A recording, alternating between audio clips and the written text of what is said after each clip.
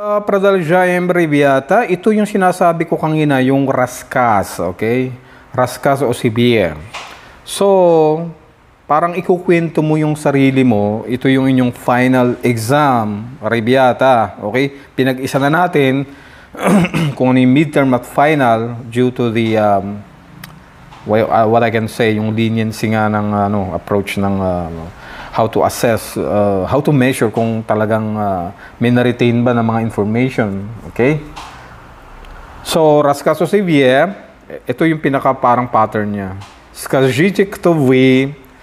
Siyempre, sabihin mo kung sino ka. John Noreliaga, kunyari. Меня зовут. Моя родина Филиппины. Мой родной язык филиппинский. Okay? Я живу в городе. Yung papala, yung glagol na жить. So, yun ang ihahabol natin mamaya. Napaka-importante nun. Yung учиться жить. No? Kung naalala ko. Сколько вам лет?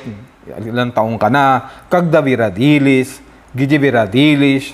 Ваши родители живут в городе или в деревне и так далее, и так далее. Okay, so, total, meron pa naman tayo, ribiyata, na after this, meron pa tayong two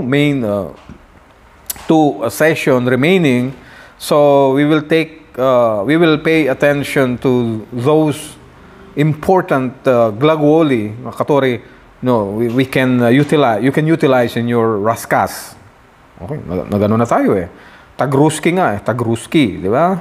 So, ano ba yung mga glagol na yon? Okay?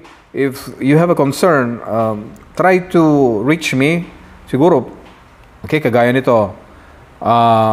Paano mo siya sasabihin? Сколько вам лет? Dahil limited ang time natin, reviyata.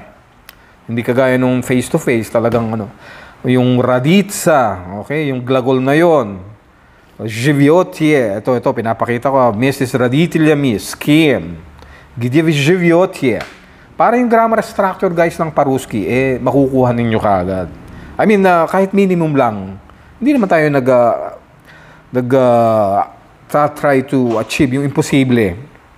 Ayun pa pala, yung glagol na работать. Учиться. Nagtatrabaho o nag-aaral. Saan nag-aaral? Где вы живете? Где вы учитесь? For what I remember, ginamit na natin yung gidye, di ba? Gidye. В доме, в Manila, yung ganon. So, ito yung kanyang translation, guys. Siguro, kahit hindi na muna itong abashi simye, masyado nang overwhelmed. Okay, let's proceed to the other task. Kung we will have another, let's say, extra time for that, siguro kahit dialogue. Actually, talagang inaano ko yung may monologue ka, yung ikaw ang nagpapakilala sa sarili mo at papakilala mo yung kaibigan mo. You're introducing yourself, you're introducing your colleague, your peer to us. And then, that is all in paruski. Kagaya halimbawa nito. Dialogue. Давайте познакомьтесь. Давайте познакомиться. Это мой друг. Его зовут Ховард. А меня зовут Джон. Вы говорите по-русски. Okay? So, yun, yung glagol gabarits, infinitive form of to speak. Okay? Ina-affirm niya, да, я говорю по-русски. Okay? Ito yung ginamit ko ribiyata dun sa School for Ministers eh. At, alam niyo kung gano'n nakahuhusay yung ating mga ministro dito. Mga high school pa lang sila, ha? Kasi, more sila. They spend more time sa practical nila. Okay? Negative, отрицательный. Нет, не говорю по-русски. Kita nyo yung format na yun, ha? Yung pattern na yun. Нет, не говорю. Yung isa, да, я говорю по-русски. Affirmation, affirmative. Okay? Нет, не говорю по-русски. А вы понимаете по-русски? Ayun, meron pa tayong isang glagol. Glagol понимать, to understand. Okay? Понимать. First type. Вы понимаете русский язык? Да, я понимаю русский язык. Нет, не понимаю. Обратите внимание, и так далее, и так далее. Знать, to know, что. Atin nga pala, ribiyata, yung ating Ruski glagol, may corresponding question after that. So, yun ang medyo nagbibigay ng konting complexity while you're dealing with Ruski язык. Okay? May glagol, may corresponding question. Kung ang question niya ay что, чего, о чем, где, о чем. Okay? May ganon, чем.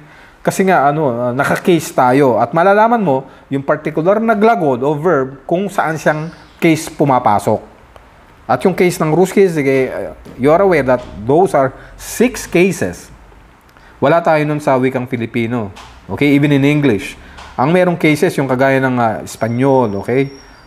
Fransuski, French, Français. Okay? And then Ruskizik. Ayan, okay? Znat. Я знаю, ты знаешь. Он, она знает, мы знаем, вы знаете, они знают.